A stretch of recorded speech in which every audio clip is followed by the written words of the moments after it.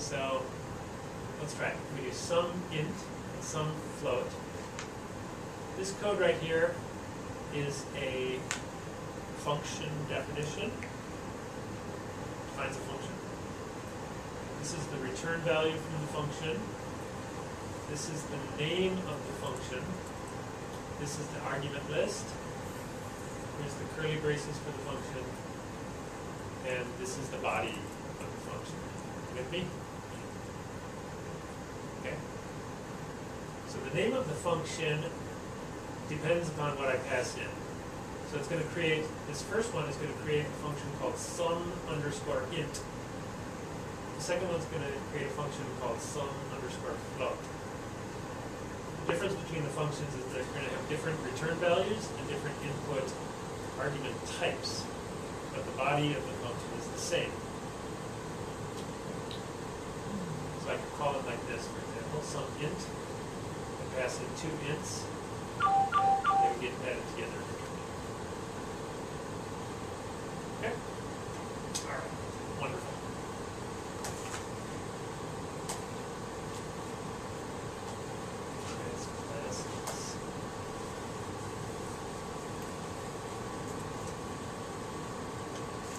Inlining.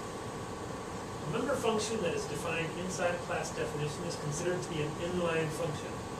The compiler will replace all calls to an inline function with the code contained within the function body. Inline functions are faster than regular functions, but increase the size of the program. Here's an example of an inline function. So instead of having a function declaration, just a semicolon here and there, we actually put the body of the function inside the class definition. It is inlined. That means you cannot take the address of this function. It doesn't exist as a discrete function. It gets pasted in wherever that function gets called. Okay?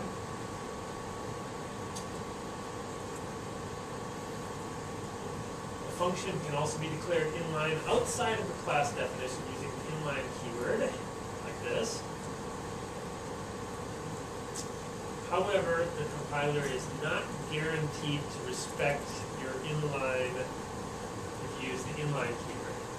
If you put it in the function, if you put it inside the class definition, the compiler must respect your wishes to make it inline.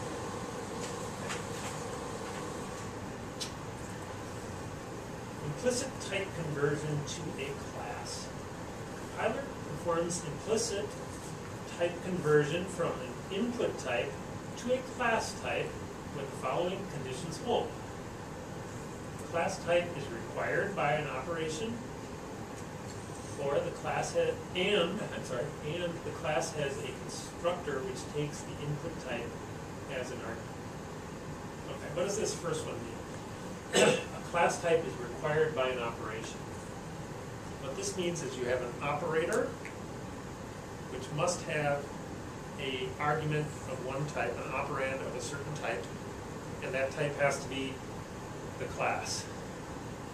Another example would be if you make a function call, and the compiler is trying to match the function call to the function that must be called using the types, and there is a function of that type that it wants to match.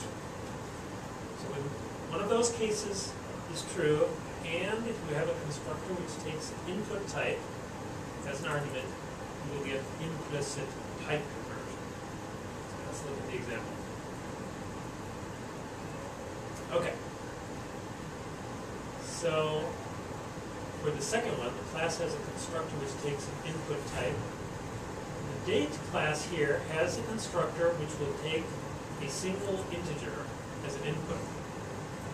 You can specify just a single integer, and the constructor's quote unquote smart enough to supply default values for the other two. Are you with me so far? Okay, great. So now we have a function f1 which requires an object of type date. It's the only choice because there's only one function called f1. So if I call f1, it's got to be this function.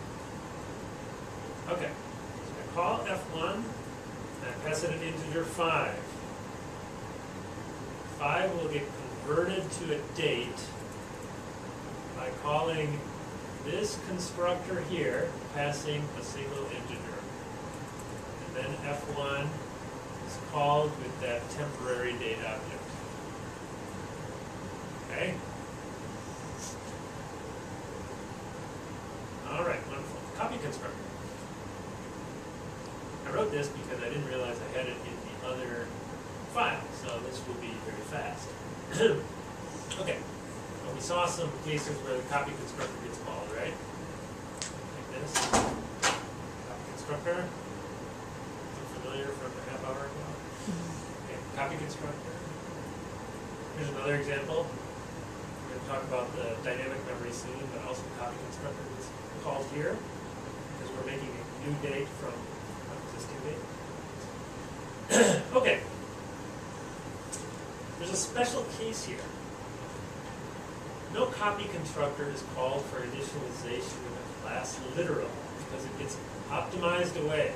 So even though this is an object of type date, and it looks like a copy constructor should be called, the compiler says, this is silly. Why do I need to construct this date object and then call a copy constructor on this date object to copy over the one that I constructed, right? So instead, the constructor, which will be called for the literal, will get performed directly on D. Is that clear? Okay, great.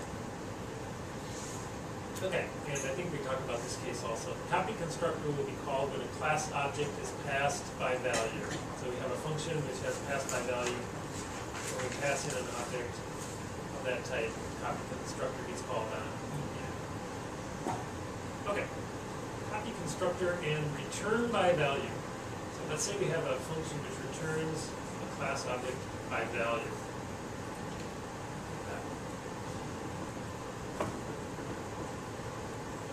Copy constructor might be invoked in this case, but you can't be sure. So, in this example, I call foo, and foo returns date by value. So normally you'd think that the copy constructor would get called on D, and the input to the copy constructor would be this date which is being returned. However, in the case of G++, this is optimized away, no copy constructor called. Okay? Here's an example where the copy constructor is called in the same scenario. Okay? Also G++. So because the compiler wasn't smart enough to figure out that it could construct this date directly, it couldn't figure out, there were two separate